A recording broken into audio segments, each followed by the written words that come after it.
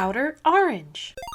Hi! Wait, let me get my big brain glasses on. Hi, and welcome back to my channel. We are here today to discuss a tier maker. This is a Bermuda Triangle Archetype tier list. So we are here with the tier maker. That's right, we are here, the strongest S tier, almost tier, which is A tier, mid, which is just B tier. You're probably not winning C tier, and you're definitely not winning D tier. So in this specific tiers, what we're going to be taking is every single archetype that is so far in V premium, and we're going to rank it from strongest to funnest, I guess you could say in a way. But strongest, and then we have like the fun tier on the bottom, right? So pretty much the whole point of this video is we're going to be talking about different archetypes. I've literally played every single archetype that's in here, and I just thought I'd rank them. And of course, just keep in mind, a lot of this is my opinion and things that I've done and played against. There may be some decks in here that tested more, some decks that tested less. Just keep in mind, just my personal opinion based off of my Twinkle Melody / Crystal Melody / whatever the first one was, Melody experience. Let's go on into it. We are starting out with Ange.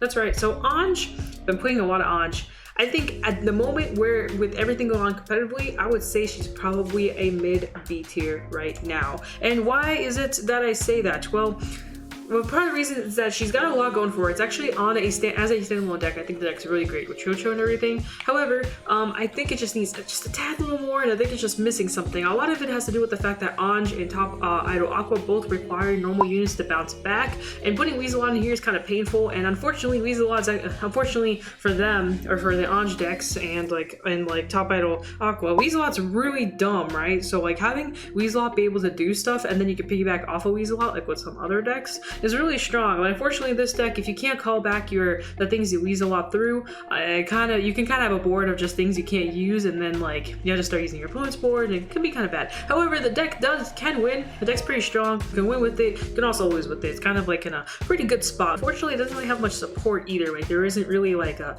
special card that indicates if you have Ange or whatever you do this, where some other archetypes do have that. Ange is lacking. Next we have Chou. Chou kind of follows a similar structure, except I think Chou is a little bit worse. I feel like Chou is like more of a skeleton deck than anything else, but we're talking about main archetypes here only. As a main archetype, I do think if you had to pick between the two, Ange is probably better. Not that saying Chou is bad, it's just meaning that condition of constantly having the 3 cards return. You can't always make that condition. If you miss that condition, you kind of miss the whole point of her restanding, and that's why she's just kind of a worser Ange. I feel like Ange just does it better. Next is Coral. Coral, actually, I slept on this deck for a very long time. I actually think Coral almost here. It's almost there. It's missing some stuff, but it's actually not bad. Its win condition on its turn 3 is very, very brutal. It's on the point of like you can just die like really fast in this deck. So pretty much, let me just explain why I put Coral here. So I recently tested Coral out. In the last month I've been using her. Actually just recently had a funny video where I won with her. But the thing is that she has a really strong guard restrict. Of course, getting all your pieces there is a little rough, but once you get there, it just explodes like crazy. Do be cautious, you have to kill your opponent pretty fast or else the deck dies. But its grade 3 turn is pretty brutal. So the deck soul charges like crazy, it gains power like crazy. With Weaselot, the numbers just get kind of insane. Yeah, but you can have, if you really play out the deck perfectly, you can have a grade 1, a grade 2, and a grade 3 constant rush. And your opponent's gonna have a really hard time dealing with that. It's really hard to get around it. It's kind of like a different version of Chronotooth. If you've played Chronotooth Tiger in any form, this is kind of like that version, but with the guard restrict. It's very, very pressure. So on your grade 3 turn, you can force your opponent to only guard with 2 cards for all the attacks, and you can actually force your opponent to only be able to guard with 0s, and like all the Corals stack with crits, and it just ends games really quickly, especially with the new support they put into Twinkle Melody. I actually think the deck's pretty decent. If I had to pick between Coral, Rivere, and Pacifica, I definitely think it's the best out of those 3, and I know those 3 got technically like the most support in a sense. So yeah, Crystal Pop Eve does actually have her own version of a deck, so you can actually play it with Q-tier, the grade 3 that searches for cards. If you really want to, you can kind of do some weird stuff with her. She used to have like a deck, and not that I'm saying people really played it, but people did play it. Somewhere here, it's kind of a really quiet tier. It doesn't have enough support. I actually think as a card on its own, it's not too bad. Unfortunately, it kind of fell off recently. By the time you get to her, you're probably dead. She is a grade 4, and that's kind of what sucks about her. But there are decks around here, so that's why I put her in here. I think she's kind of like here. She's definitely D tier. You're probably not going to win with her anymore. I think you had a chance and now it's just kind of gone. Lupina. So Lupina, the main Twinkle Melody unit on the big box. You know, it's the first thing you see when you see Twinkle Melody.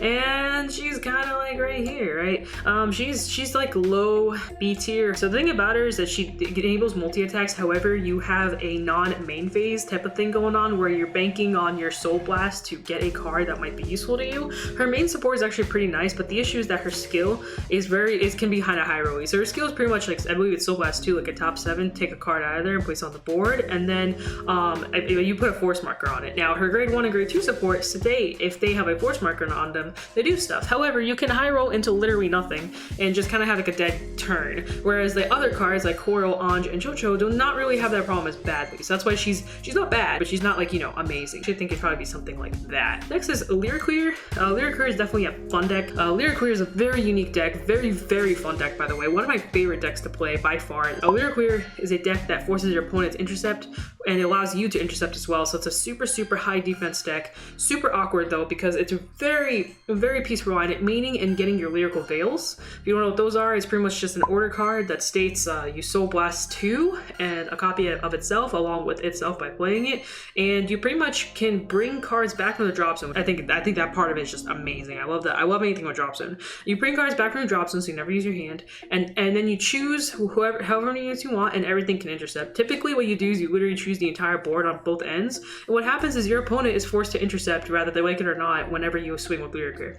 Really fun deck, really cool. Definitely not competitive, unfortunately. I wish it was. Meer. Now, Meer is a very weird deck. I've actually been experimenting with Meer quite a lot, probably more than the average human Bermuda Triangle playing person should. I really like Meer. I think it's a very unique card. I think she's very, very, very B tier right now, and bottom B tier, I would say. Why? You know, there's like that saying, like, all decks can win going first, but not all decks can win going second. This deck is the definition of that. If you go second with this deck, you're gonna lose, and that's kind of the sad part of where it is, in specifically V Premium, by the way. So I just want to make that clear. V Premium, the deck really dies. However, if you go first, it's really, really strong, as you can heal, your rear guards gain power, you just do so much, and you have so much potential. Your survivability, once you get to the point of surviving, like when you get to that peak performance of being able to survive, you are literally unkillable. Like, if people have to go through your shield like crazy, like it's just, the deck is actually, in terms of defense, is really good. However, you have to go first because the heal only activates when you're on your second turn of grade 3. So if you go second, that means it's your opponent's your opponent's third time on their grade 3, which means they probably have force markers, protect markers, whatever it is, you're dying. Melody. So Melody is kind of like right here, probably. So new Melody support, Pawn came out, all this stuff. I actually think this deck got really dull. I used to love this deck. I used to thought it was creative. The deck is super glass cannon. You pretty much slam all your crap down, you push your opponent like crazy, and they die, right? The deck is just not as efficient, in my opinion, as like other decks are around this deck. It has really, really strong power. You get like to Skull Dragon numbers, all this stuff. Deck really strong. However, you're a glass cannon. If you don't kill your opponent, you are 100% dying like the turn after. I thought like with Pawn, they'd probably be like more interesting to try like more draw mechanics, but the deck just lacks so much draw. You have to run so many grade 3s. You just have to do so much stuff to like push everything out. I think the art's pretty. I think the deck's pretty. I'm just not feeling it anymore. Not like I used to. I leveled up to other Bermuda Triangle decks. Pacifica, I believe, is somewhere right here. Actually, right here. So Pacifica, as a advocate Pacifica player, this is like the best thing I could tell you. Just play it in premium. It's strong. It has a really good guard restrict. The deck's got a lot going for it. For one Soul Blast, if you have all the Pacificas, all 4 from your deck onto the board, you can get 10k and a drive. You can gain 2 extra force markers on top of the one that you literally rolled and got. And you can force your opponent to guard restrict 3 cards. So if you attack, they have to guard 3 times with 3 cards, or they have to take it. So that's potentially 9 cards if they have it, or they have to take the damage. You're doing a triple drive. If you go force 2, they're probably gonna die. Like, it's just very aggro. However, meeting that condition, yes, there are quite a bit of searchers. Not enough, in my opinion. If the whole engine was just searching, maybe. You literally have to search, drop all your pieces, drop everything. It's like a worser glass cannon to Melody. Melody searches for its pieces, but Melody also has other ways to obtain other stuff, whereas Pacifica, once you drop all your cards for your searches, that's it. You're done for. Like, your opponent can just like slam you down like pretty easily. Counterblasts don't matter in this deck, so your opponent, if they're aware of that, they can just keep pushing you until you have to take the L, you know? So like, that's kind of like the downside of the deck. I do think it's strong. Like once it has all 4 cards and everything, it's strong. But you're literally searching for only 4 cards at the entire deck. So you either have to mulligan for it or something, you know what I mean? It's just hard. It's really hard to meet this condition every single time. It's insanely inconsistent, and not that saying the deck's bad, it's just inconsistent. You can win with it, but you can also very much lose with it. You can go on a complete, you can miss all 4 of your copies and just completely lose the game. You can get all the copies and win the game. It's just, there's no in between with this deck. Next we have Highlander. Highlander is actually, in my opinion, up here. I think it has a lot of stuff that a lot of these other decks have, but more.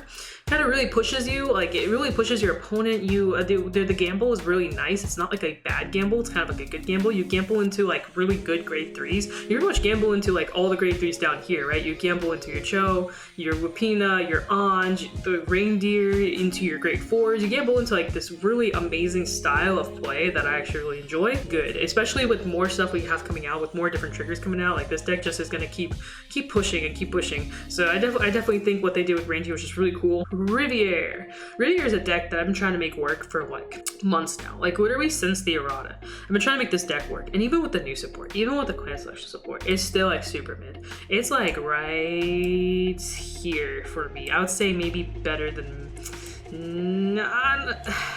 I think it's right there for me. It's literally the middest of mid tier. This deck is the definition of mid. It's not, you know, just completely bad where you just can't play it at all. However, it is not that great either. It just dies. I actually think it's better than Lupina, to be honest with you. I do think it's a little better than Lupina. You have a consistent gameplay. This is the best part about the deck currently, because they made it so consistent. Like all the cards in there just make it work so well. The deck is really fun to play. You have like this like thing where you always get your Riveres, right? You always get your stuff. You always just have a game plan. However, it's just not enough to end game. And it's really sad because I think the deck's super fun. I think they really did a lot of stuff with it. But unfortunately, it's just not quite there. So lastly, we have Seredy. So I actually haven't tested Seredy too much. I've seen a lot of decks, specifically one guy. There's like literally one person that plays Seredy. Originally I was gonna put it like somewhere. Do we not have a C tier? Chou can be C tier. I think that's a good spot for Chou. Anyway, so now that I think about it, she probably belongs there. All these decks are kind of better than her. Anyway, back to Seredy. So Seredy is a mechanic that I just don't really like. It's like this whole like if you have the same copy of something, you do stuff, you restate, etc. There's a whole like chain with it that works, and actually you can throw it into Ange too, since Ange can search out certain units. And I've mentioned this like so many times before. I do a lot of research. I have an entire personal channel dedicated to research, especially in Bermuda Triangle. Person of like research, right? And like there is a guy, here he is. This guy right here actually won with the Seredy deck quite a few times. I have no idea what it does, and maybe I'll try it out and see, but I haven't played it. I don't know how it works. I'm assuming it's probably between C and D if I really had to push it. I think at the time when it released, maybe it was like B, but I think now it's probably C tier. However, I'm not gonna eat my words. I'll try out the deck first before I officially give it a tier. Last but not least is Prisms. So Prisms, if it's not obvious, we kind of know where Prisms is going, but the real question is, why? If you were to look at all these decks, all of them, all their weaknesses, and then you look at Prism has none of those weaknesses, pretty much, except like a couple minor things here, right? So Prism is really strong because it takes everything that these decks don't have, and it has it. So you can search, so you can get your pieces like Pacifica. You can restand, just like Ange and Lupina, and like, or bring back cards and, you know, multi-attack. It's more like multi-attacking than restanding. You going second does not hurt you, so like going second doesn't hurt you. You can literally return anything from the board to hand, something that Ange struggles with, right? It does not state normal unit on the grade 3. You can literally return whatever you want. Only Top Idol Aqua states that. And with Lieselot, this deck makes Lieselot really strong. And any deck that can make Lieselot strong is a really strong deck, because Lieselot on her own is a good card. And then when you create a deck that makes Lieselot even better, the deck itself is also really good. So like Prism makes Lieselot extra better because you can bring Lieselot back. If Lieselot brings you out a heal trigger, you can just put that heal trigger back in hand. Lieselot brings you a crit, you can put it back to hand. Lieselot gets you PG, you put PG back to hand. Like, unless a person board wipes you, you will always have some kind of usefulness out of Lieselot, where there are other decks, once that trigger falls onto the field, that's it. It's just a dead card. But Prism doesn't have that problem. Prism also has amazing hand size, so you're never a glass canyon. It has pretty decent numbers. It definitely does not have the best number stats ever. Like, they can get high, but there's definitely stuff like Melody and Rivere that can also do that and sometimes get higher. But Prism has a very consistent plan as well. Also, once you meet your conditions, you can just keep meeting conditions. And lastly, the deck has a triple drive, a very easy to obtain triple drive. The deck is just in a really good spot, and that's why it literally takes everything that's weak about the other decks that are in this tier list, and it just nullifies that. Like, the deck just doesn't have those problems. So that's why it's on the S tier. That's why it is where it is. The deck is just good. This is my tier list, and I will definitely give you guys a link so you guys can also tier list this up, and you guys can at me at twitter.com/outer_orange, so you guys can tell me your tier list, like what you feel is the best or the worst or the funnest, or you can just tier list just because you want to, and you guys can tell me how you feel. Keep in mind, I will bring it up again. This is an opinion. Like, I haven't spent hours and hours and hours on all these decks, but I have spent enough time to where I feel like I can talk about them. So yeah, please tell me how you feel about the tier list, what you think, what you don't think, if you agree, disagree, all that fun stuff. Keep in mind, this was a V premium archetype tier list. We were not including skeletons, so if you take Pacifica and put a skeleton coral in it, that's not what we're doing here. Please hit that like button, hit the subscribe button. We are doing wonderful with our subs. Thank you so much for everybody that's just been taking the time and effort to watch my videos and enjoy what I do. I hope you guys are liking the content. I am trying to make the content better and better as we go. Last but not least, I'm gonna put a mini PSA at the bottom here. I have a lot of tournaments coming up.